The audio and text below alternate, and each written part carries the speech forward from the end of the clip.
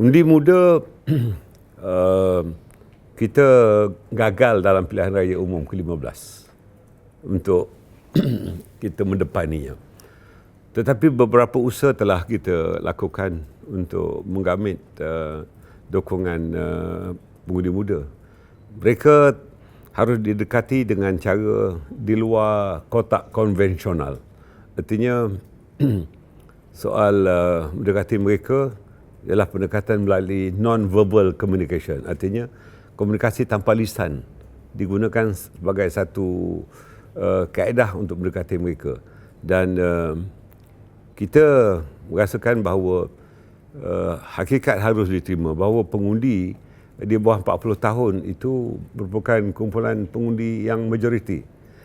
Apatah lagi mereka disumbangkan oleh pengundi 18 yang berumur antara 18 hingga 20 tahun. Ini merupakan satu blok pengundi-pengundi yang harus kita tangani, dan mereka sangat berfikiran terbuka dan mereka tidak memilih parti sebenarnya. Mereka memilih calon dan mereka memilih siapa yang boleh membawa agenda untuk mereka garap. Artinya apa yang dapat mereka perolehi daripada memilih calon-calon yang mereka minati.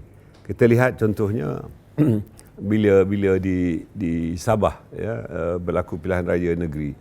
Walaupun mungkin ada kebencian kepada parti Semenanjung, tetapi ada seorang calon daripada yang bukan Melayu pun, keluarga dan ahli-ahlinya cuma 7 orang daripada satu suku kaum yang sama. Beliau masih menang kerana beliau disukai oleh pengundi-pengundi di situ, ya.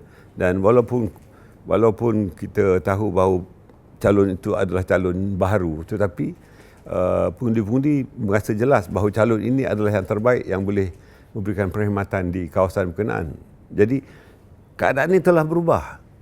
Itu sebab saya mencadangkan jangan gunakan pendekatan konvensional, tetapi menggunakan pendekatan baharu mengikut kumpulan-kumpulan sasaran yang mahu didekati.